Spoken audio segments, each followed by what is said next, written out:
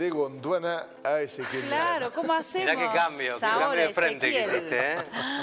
Tiene que seguir en la misma frecuencia. No, Ezequiel, no, ¿eh? bueno. No, baje 2 escalones, por favor. Podemos seguimos el ritmo. No hay problema. Les voy a agarrar las patas del otro polo, dijo. Y ahí Desde se abajo, terminó desde todo. abajo, dijo. Exactamente. Bueno, muy bien. Avanza el tratamiento en el Senado Nacional por el tema de la distribución de subsidios al transporte. Lo ha mencionado la senadora nacional por Córdoba, Alejandra Vigo, de Córdoba Federal.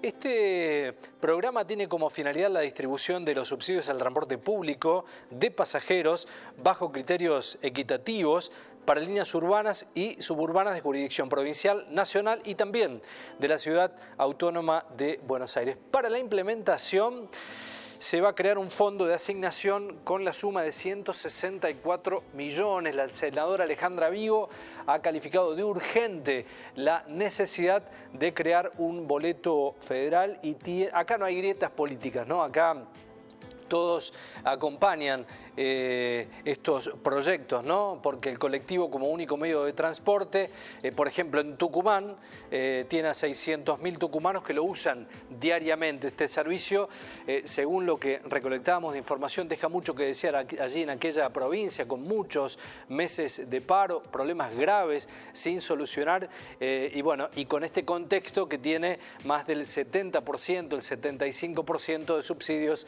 en el AMBA. Bueno, pero hay compromisos nacionales, también se avanza.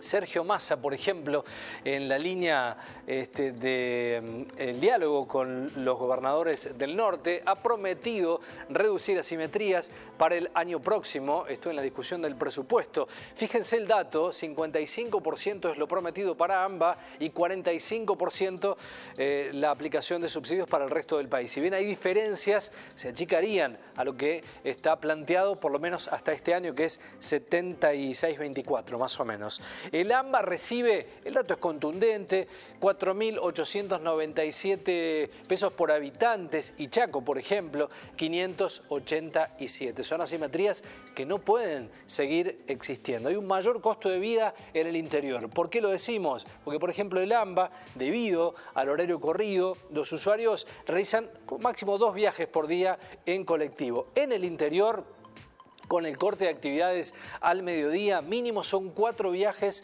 en colectivo, lo que implica este mayor costo en la movilidad. Bueno, allí están planteadas las realidades. Hay una Liga de Gobernadores del Norte que trabaja fuertemente con este tema. Pero es, el dato que estamos viendo allí en el graf es casi el 76%, ¿no?, de los subsidios al transporte fue para el AMBA, y Córdoba, por ejemplo, ha recibido un 4.3%. Bueno, esto habla de conflictividades de manera continua, ¿no?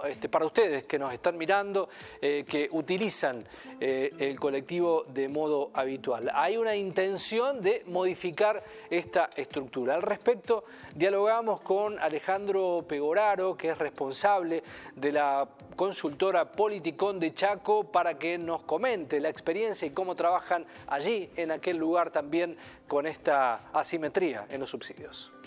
Bueno, en primer lugar, un detalle que no es menor, que hay que tener siempre en cuenta, es que esa comparación, que es ajustado por población, naturalmente deja afuera a lo que es el sistema propio de usuario de transporte público, ¿no?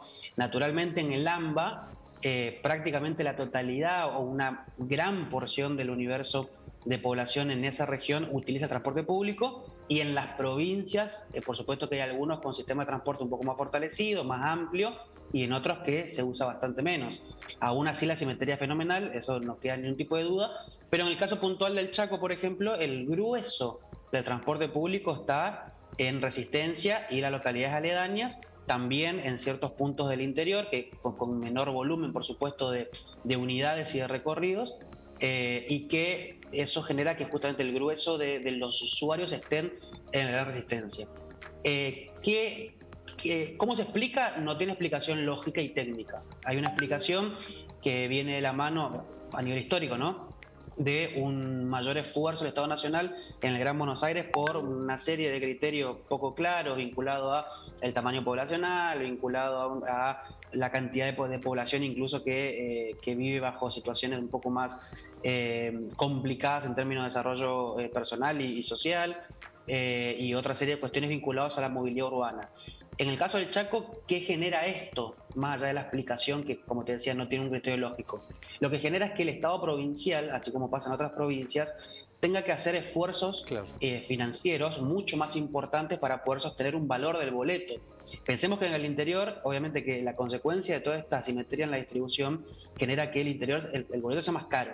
Después tenemos casos, por ejemplo, un poco más extremos, en donde hay boletos, por ejemplo, a 65, 70 pesos, en otro caso están a 45, 50 pesos, como en nuestro caso.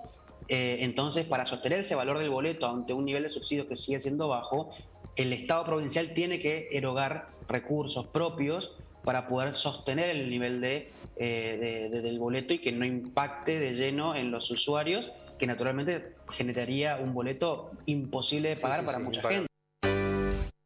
Ahí está, ¿no? Sin el subsidio el boleto sería imposible de pagar.